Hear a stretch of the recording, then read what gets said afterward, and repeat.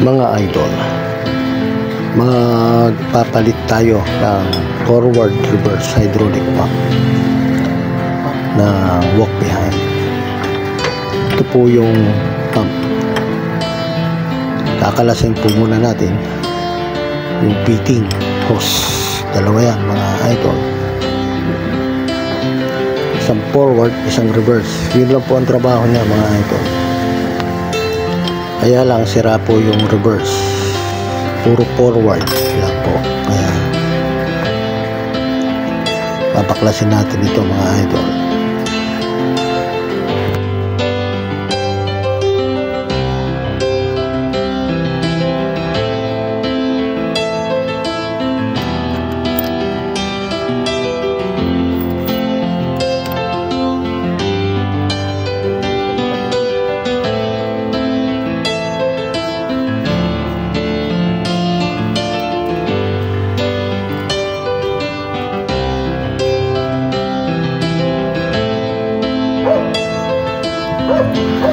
Ang kadena tatanggalin din natin mga idol. Tanggalin muna natin yung lock lang kadena. Yan mga idol.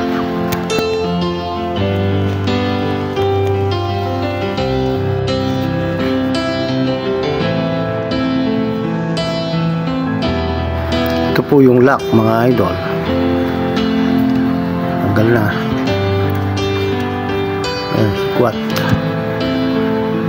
Ayan po yung lock. Yan.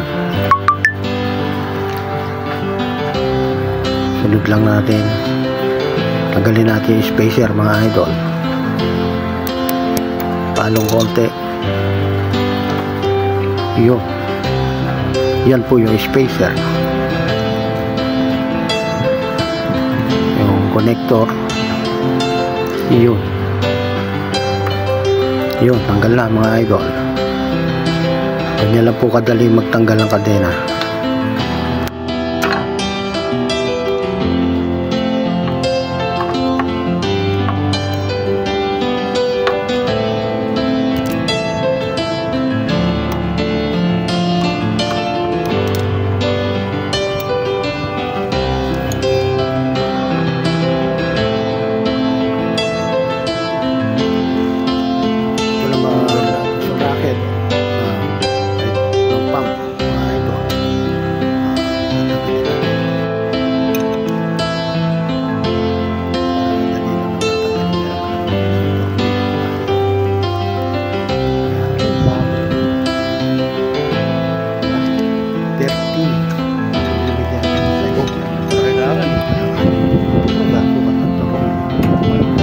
Ayan, binunot lang natin yung sprocket, yun ang lock, keyway lock.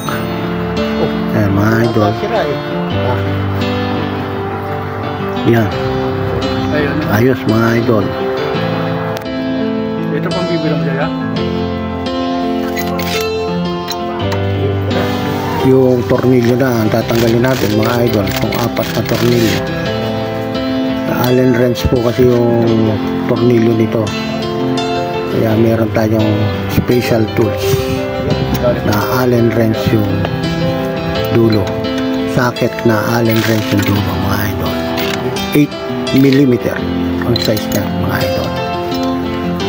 Para mabilis gamitan natin ang impact wrench.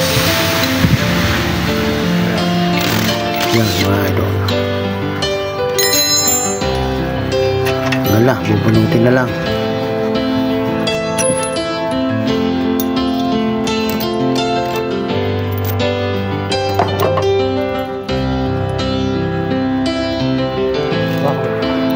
Ayos mga idol. Bubunutin na lang paatras. Medyo masikip kasi, kailangan paatras mga idol. Yun. Ayos. Okay na po mga idol. Maraming salamat po sa inyong panonood.